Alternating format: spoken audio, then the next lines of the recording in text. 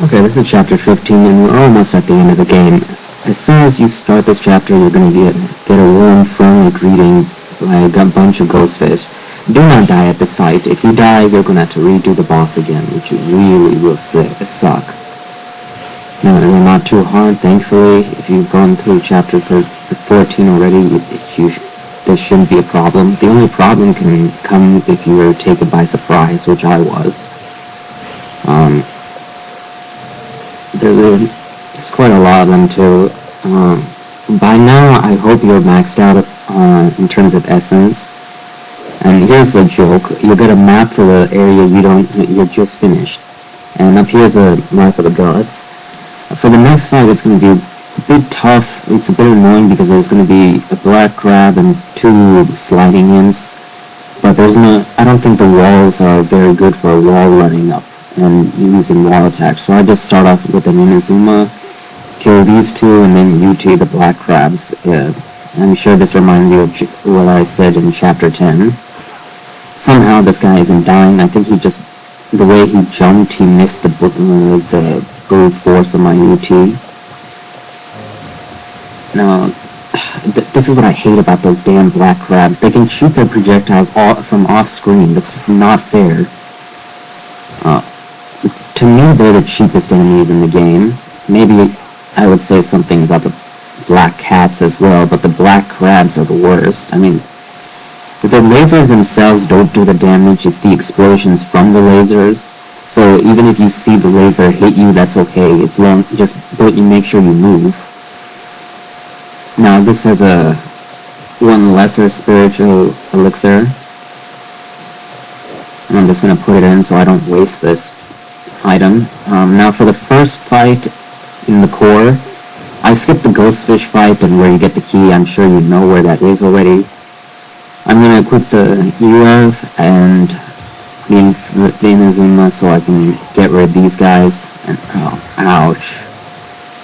Now, in the first floor, these black crabs aren't a problem. I'll get to why they're a big issue in the second floor. They can grab you from underneath when they're on the ground. When they're underground, I mean, they can grab you and then drag you down to the floor below. And what happens is you have to redo that fight all over again, and it sucks. So I'm going to go over how to basically. Well, first let's just get this, the Life of the Gods, and here I recommend using all the Nimpo you have.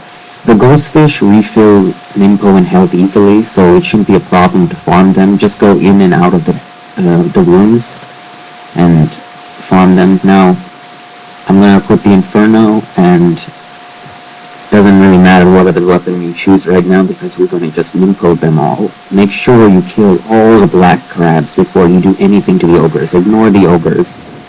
The Inferno is a one-hit kill for them, and don't get stingy here. I know I'm pretty conservative when I use items, but if you need to use items to get rid of these guys, do it.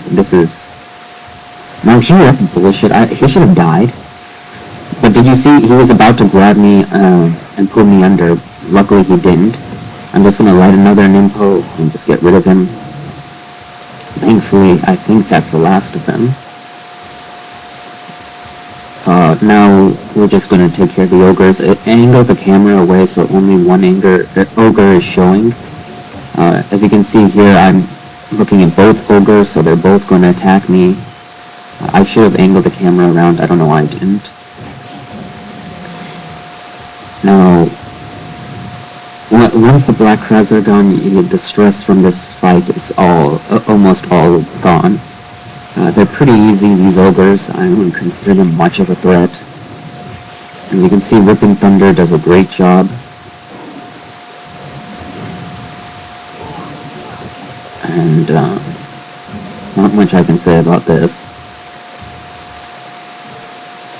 Now the next fight, it's going to be just some berserkers. They're not a problem. I'm going to speed this up because it's not much to say. The 2 times you want to attack them is where they do their... I guess they move forward and guard break you, but you just saw there. and then they follow up with a slash. Basically, when they guard break you, just roll any direction, and then the second slash of theirs will miss, and that's a great time to attack. Another great time to attack is when they do their 180-degree slash. I wouldn't recommend jumping on their heads here, because as you can see, you want to keep the camera angled only on one berserker, and it's a little hard to jump on their heads without sticking to the walls. If you stick on the walls, you won't be able to attack in time.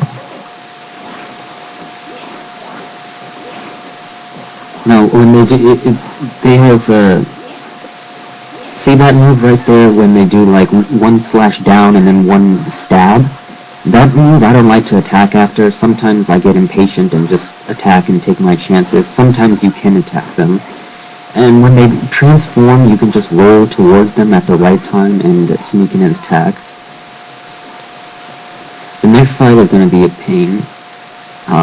Well, first I want to show that, and then this is going to be your last scarab. I'm actually going to backtrack to Muramasa's and get my Dark Dragon Blade now. So yes, I am finally going to trade in my scarabs. Now, I recommend using Inazuma here and getting rid of all these small minions. They're such a pain in the butt. When the small minions are gone, focus on the ogres. Even if you keep the camera angled on a berserker, the ogres will still try and come and, attack you. But the berserkers are a little bit more fair. So make sure you get rid of the sliding imps and the ogres. They're the most threatening enemies here. And somehow that guy survived, I don't know how. And now it's just a berserker. He's not too bad. I'm gonna play around with my Dark Dragon Blade. I'm just using forward Y instead of Ripping Thunder. When they do their teleport move, and then I would describe it as a UT. All you have to do is roll away from that. It's not too hard to dodge. But when he starts doing a ton of slashes at the end of that move, they do damage even if you block. So I recommend just moving away.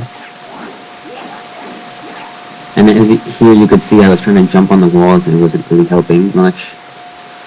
Now this chest has Ghostfish, and this has your last life of the gods. And then I'm just gonna show them